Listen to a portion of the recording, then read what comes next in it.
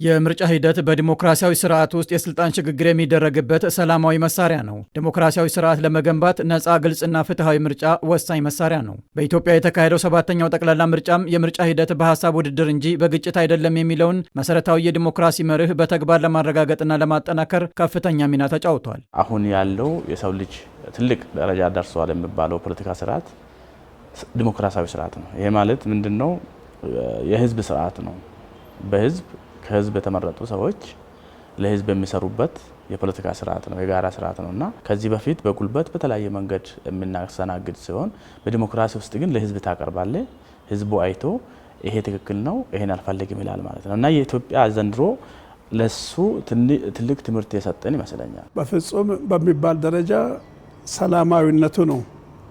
ጸጥታው የተረጋጋ፣ የህዝቡ ቆራጥነት፣ ለውሳኔ ሰጭነት የመጓጓቱ የመሰላቸት ሰው የመጓጓቱ የመናፈቁ መንፈስ ሲነበብ እጅግ በጣም አስገራሚ ነው። በቅርቡ በስኬት የተካሄደው ጠቅላላ ምርጫም የነበሩ ሂደቶች የሀሳብና የህዝብ አሸናፊነትን በማረጋገጥ በሀገሪቱ የዲሞክራሲ ስርዓት ግንባታና የፖለቲካ ልምምድ ላይ አዲስ ምዕራፍ የከፈተ ስለመሆኑ ይነሳል። የተለያየ መንገድ የሚቀረቡት አንጻር ሳይሆን መሀል ላይ የሁሉን ሀሳብ ደግሞ ያስተናገደ ኢትዮጵያ ሀገር ናት።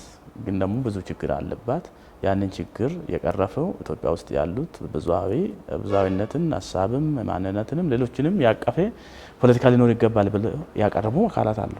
ስለዚህ ኢትዮጵያ ውስጥ ያለ ሀሳብ ሁሉ ቀረበ ማለት ነው። ልዩነቶችን በሀሳብ የበላይነትና በጋራ ተጠቃሚነት መርህ ላይ ተመስርቶ መወያየት ሲጀመር ሀገራዊ አንድነትና ልማት ይረጋገጣል። በ7ኛው ጠቅላላ ምርጫ የፖለቲካ ፓርቲዎች ከቅድመ እስከ ድህረ ምርጫ ያሳዩት የሚመሰገን የስነ ምግባር መገዛት በሀገሪቱ የሰላማዊ የፖለቲካ ትግል ባህል እየዳበረ መምጣቱን የሚያሳይ ነው። ተፎካካሪ ፓርቲዎች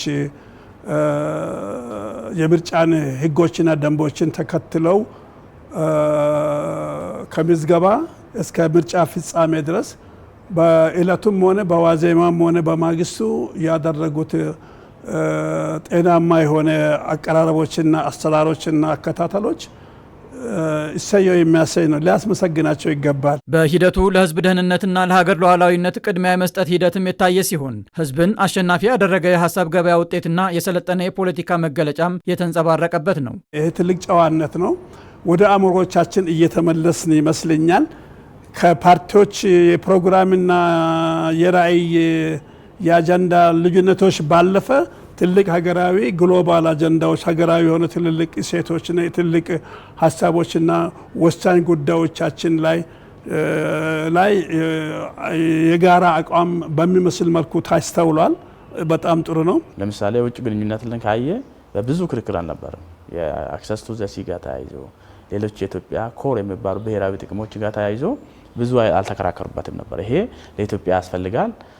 ስልጣን ላይ ያለም ሆነ ተቋሚም ብዙም የሚያነጋግር አይደለም ብሎ ሀገራዊ ጉዳዮች ላይ መግባባት መቻል ይሄ ትልቁ መሰረት ነው። በብዛት ኢትዮጵያ ውስጥ ያልታየ አሁን የታየ ነው። በሀሳብ የበላይነትና አሸናፊነት የማመን ልምድ በሰለጠነ የሀሳብ ክርክር አሸናፊን የመወሰን ልምምድ በተግባር ታይቶበታል። የሰለጠነ የዲሞክራሲ ስርዓት ሂደት ቅሬታዎች በህጋዊ መንገድ ምላሽ እንዲሰጥባቸው በማድረግ የታየ ሲሆን የዲሞክራሲ ተቋማት ላይ እምነት የመጣልን አስፈላጊነትም አጉልቶ ያሳያል።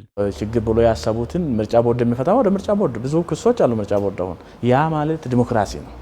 ይሄ ሲተር ነው። ይሄ ያን ያልቀበልም ይሄንን ፍታለኝ ብለ ወደ ምርጫ ቦርድ፣ ወደ ፍርድ ቤት፣ ሌሎች የዲሞክራሲ ተቋማትን እየሄድክ እየጠየቅ ግን ደግሞ ፕሮሰሱን እየተቀበልክ መሄድ ለኔ እንደ ትልቅ አቺቭመንት ነው ያየሁት። ሂደቱን በዛ ልክ ተቀብሎ መሄዳቸው ማለት በሀሳብና በንግግር የሚያምን ትውልድ መፍጠር ለሀገር ያለው በጎ ልምምድ መልከ ብዙ ሆኖ ሲነሳ ዘላቂ ሰላምን ማረጋገጥ፣ የፖለቲካ ባህልን ማዘመንና የዜጎችን አብሮ የመኖር እሴት ማጠናከር ይደርሳል። የመጀመሪያው ዲሞክራሲ ባለበት ሀገር ታድጋለች። ህዝብና መንግስት ይተማመናሉ፣ ለአንድ ዓላማ ይሰለፋሉ፣ ሁሉን ይሸካከማሉ እና እድገታቸውን ያፋጥናሉ፣ ያስፈነጥራሉ። ዛሬ መጥቶ ተሳትፎ ያላቸውን የፖለቲካ ኢንተረስት ለህዝቡ አቅርቦ ቁጭ ብሎ መወያየት ይሄ ስልጡንነት ነው። ያንን ማድረግ መቻል ፓርቲ ደረጃ ይሄንን የወሰኑ ሰዎች፣ እነዚህ ጉዳዮች ላይ የተሳተፉ ሰዎች፣ ለምምዱ ላይ የተሳተፉ ሰዎች ትልቅ ሲቪሊቲ ነው ትልቅ ክብር የሚገባው። በኢትዮጵያ የፖለቲካ ብስለትና የትብብር ባህል እየዳበረ መምጣቱም ሲነሳ ሂደቱ ኢትዮጵያ ወደ ተሟላ ዲሞክራሲያዊ ስርዓት ለምታደርገው ጉዞ መሰረታዊና ታሪካዊ ምዕራፍ ተደርጎ ይወሰዳል። በስኬት የተካሄደው ጠቅላላ ምርጫ የፖለቲካ ልዩነቶችን በዲሞክራሲያዊ መንገድ ለመፍታት ያበረከተው አስተዋጽኦ ከፍተኛ ሆኗል።